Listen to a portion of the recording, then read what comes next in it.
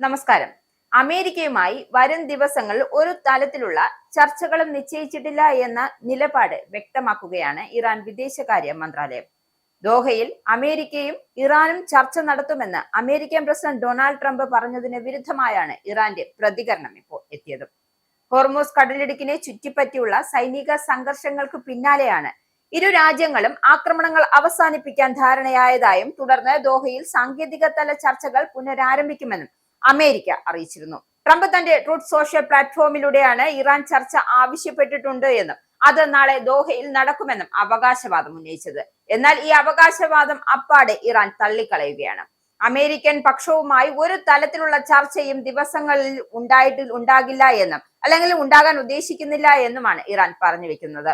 ഈ ആഴ്ച ഇറാന്റെ വിദഗ്ധ സംഘം ദോഹയിൽ എത്തുന്നത് ധാരണാപത്രത്തിലെ വ്യവസ്ഥകൾ, പ്രത്യേകിച്ച് ഇറാന്റെ മരവിപ്പിച്ച സ്വത്തുക്കൾ മോചിപ്പിക്കുന്നതുമായി ബന്ധപ്പെട്ട ആർട്ടിക്കിൾ 11 നടപ്പാക്കൽ വിലയിരുത്താനാണ്.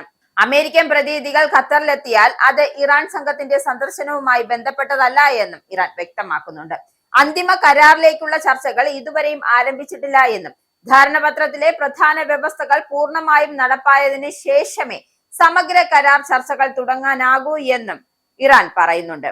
ഇറാനിയൻ എണ്ണ കയറ്റുമതിയെ സംബന്ധിച്ച്, അതായത് അതുമായി ബന്ധപ്പെട്ട ആർട്ടിക്കിൾ 10 പ്രകാരമുള്ള ആവശ്യമായ അനുമതികൾ അമേരിക്ക നൽകിയിട്ടുണ്ട് എന്നും അതിന്റെ നടപ്പാക്കൽ ഇറാൻ നിരീക്ഷിച്ചു വരികയാണെന്നും അദ്ദേഹം വ്യക്തമാക്കുന്നുണ്ട്. അതായത് ഇറാൻ പറയുന്നുണ്ട്, ഇക്കഴിഞ്ഞ ജൂൺ 18 ഇറാനും അമേരിക്കയ്ക്കും ഒപ്പുവെച്ച 14 വ്യവസ്ഥകളുള്ള ധാരണാപത്രം പ്രാബല്യത്തിലെത്തിയത്. വെടിനിർത്തൽ, ലെബനുമായി ബന്ധപ്പെട്ട സുരക്ഷാ ക്രമീകരണങ്ങൾ, ഹോർമൂസ് കടലിടുക്കിലെ നാവിക സുരക്ഷ, ഇറാന്റെ എണ്ണ കയറ്റുമതി, മരവിപ്പിച്ച സ്വത്തുക്കളുടെ മോചനം എന്നിവയാണ് ഇതിലെ പ്രധാന വിഷയങ്ങൾ.